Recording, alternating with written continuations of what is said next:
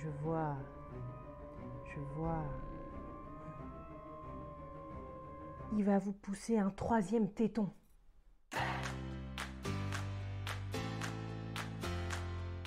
Bonjour et bienvenue dans mon cabinet de curiosité. Vous êtes en compagnie de Caro Stéo. Sur cette chaîne, je propose du contenu de vulgarisation sur le corps humain et plus particulièrement sur l'anatomie. Il faut qu'on parle les loulous. C'est ultra cool de suivre Villebrequin et de savoir comment fonctionne le moteur de ta voiture. Bon, je dis ça en connaissance de cause, je vous rassure. D'ailleurs, si tu ne connais pas cette chaîne, il faut absolument que tu ailles t'abonner à Villebrequin. Mais ta propre mécanique, à toi là, toi. Avoue, je suis sûre que t'y connais rien du tout. C'est fou ça. En vrai, j'en veux à personne, c'est tout simplement que vous ne l'avez jamais appris nulle part. Regardez, prenez-moi comme exemple, je vais parler comme une ancienne. J'ai fait un bac scientifique, SP SVT, sciences et vie de la Terre, et même dans cette matière-là, on parlait plus des plantes et des roches, avec tout le respect que j'ai pour biologistes, botanistes et géologues.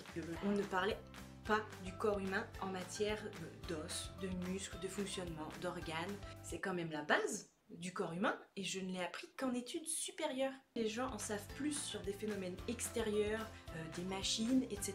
que sur leur propre fonctionnement, comment ils sont faits. Donc il faut absolument qu'on en parle, ça peut plus durer. Villebrequin du corps humain. Ça claque, Quoi, c'est beau de rêver. Après cette introduction beaucoup trop longue et j'en suis désolée, bon, vous verrez que je suis si bavarde.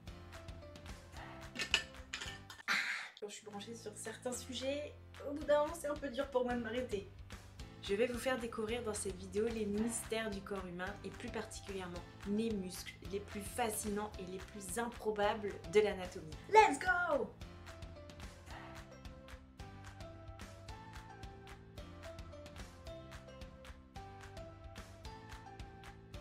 Boing, boing, boing.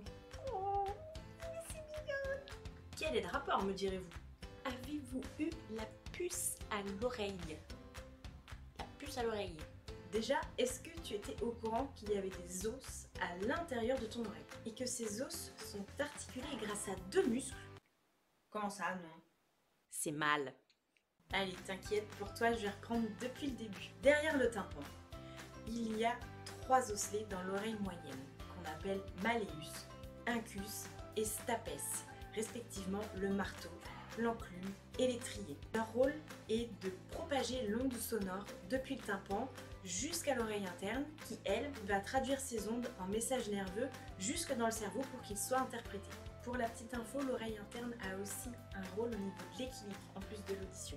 Sur l'osselet appelé le marteau, on retrouve le muscle tenseur du tympan et sur l'osselet stapes, donc l'étrier, on retrouve le muscle stapédien. Le muscle stapédien est d'ailleurs le muscle strié le plus petit du corps humain. Alors, à quoi peuvent bien servir de si petites structures à l'intérieur de l'oreille, puisque c'est naturellement la propagation des ondes sonores qui font bouger les osselets. Figurez-vous que la nature est tellement bien faite qu'elle a prévu que t'allais sûrement un jour avoir des potes totalement crétins qui allaient te péter les oreilles avec leurs idées à la con.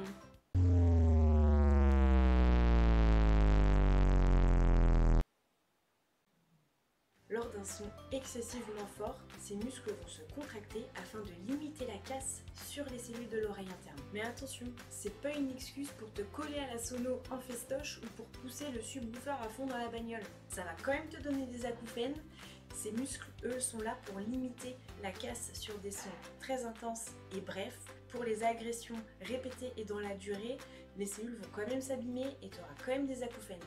Pour info, les acouphènes sont le signe que des cellules auditives au niveau de l'oreille interne sont en train de mourir et que si les agressions sont encore répétées, à terme, tu vas devenir de plus en plus sourd.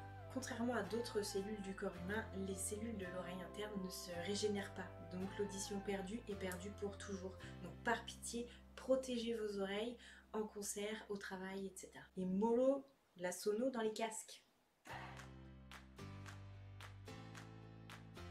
As-tu déjà entendu parler du muscle platysma?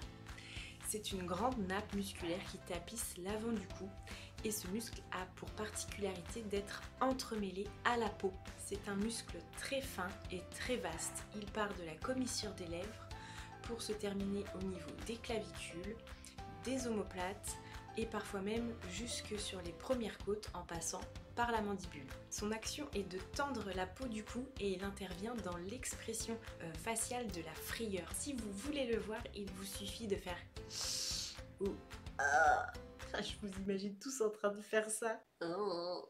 Ah, ça me fume.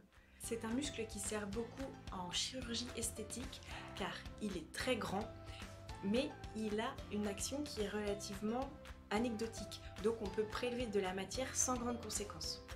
T'es contente, ça? Tu vas pouvoir te la péter au repas de Noël. Oublie pas de dire quand même que c'est Caro Ostéo qui te l'a appris. Avec plaisir.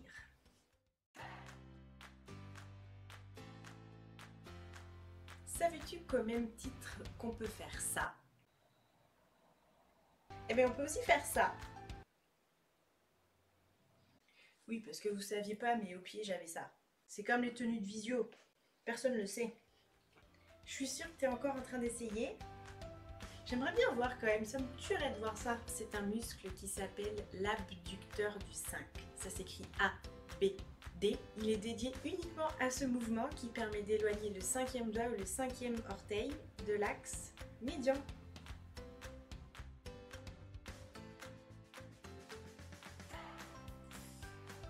Quand quelqu'un dit « ça m'horripile », sais-tu au moins d'où ça vient? Non? Il y a vraiment toute une éducation à refaire. Le verbe horripiler provient du latin horripilare qui signifie avoir le poil hérissé. À la base de chaque poil, nous avons un muscle qui s'appelle arrecteur du poil, avec un A, je te vois venir, ou muscle horripilateur. Ces muscles autonomes dont nous ne pouvons pas contrôler l'action interviennent dans le mécanisme de thermorégulation. Ainsi, nous pouvons toujours garder notre température corporelle stable.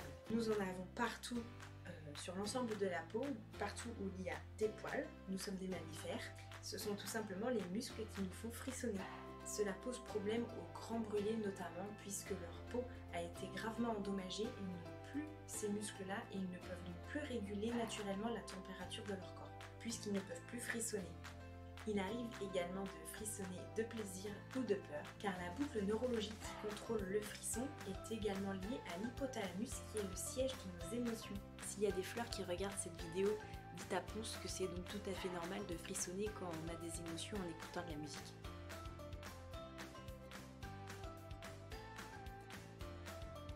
Comme le diaphragme d'un appareil photo, l'iris de notre œil se contracte ou se dilate afin de laisser rentrer plus ou moins de lumière en fonction de l'ambiance lumineuse dans laquelle nous nous trouvons. La partie qui fait la couleur de nos yeux est un muscle.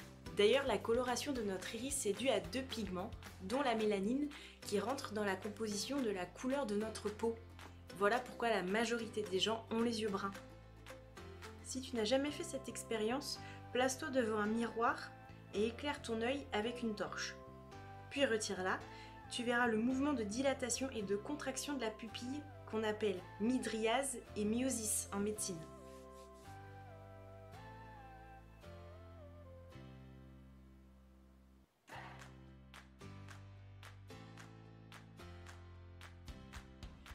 En plus de la luminosité, la vision est aussi une question de netteté de l'image. Il faut que les rayons lumineux convergent dans un endroit précis au fond de la rétine où sont concentrés le plus de récepteurs, la fovea. Et ça, c'est le rôle du cristallin.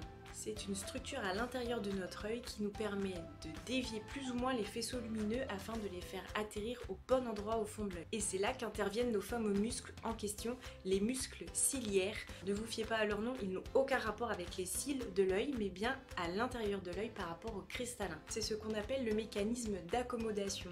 Et tout ça se passe à chaque instant, sans même qu'on ait à le contrôler ou sans que l'on s'en rende compte, il n'y a aucun flou. Elle est quand même incroyable notre anatomie.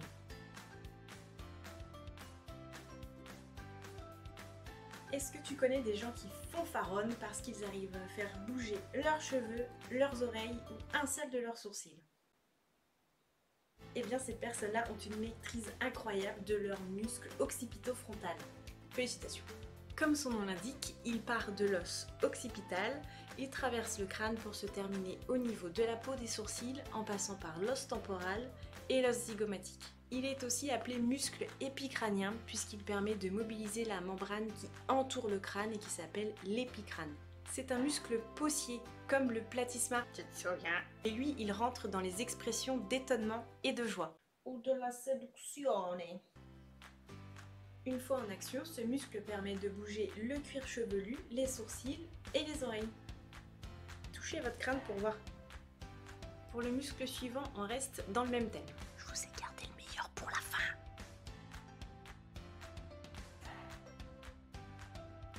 Dans la ribambelle des muscles faciaux, on en compte 43, capables de révéler 3000 expressions évocatrices du visage. Voici mon préféré. Voilà, c'était le muscle dilatateur des narines qui passe en pont au-dessus des deux narines. C'est cadeau. Sur ce, merci d'avoir suivi cette vidéo, j'espère que le contenu t'a plu et que tu trouves le corps aussi fascinant que moi. Abonne-toi et active la cloche pour ne manquer aucune vidéo. Et partage si tu penses que cette vidéo pourrait plaire à quelqu'un d'autre. Mets un pouce pour m'encourager à t'en proposer de nouvelles et n'hésite pas à mettre des commentaires avec tes questions et tes idées. Suis-moi également sur TikTok et Insta, sur notre chaîne live Twitch, Tom et Caro. A bientôt pour une autre vidéo. Ciao, je vous embrasse.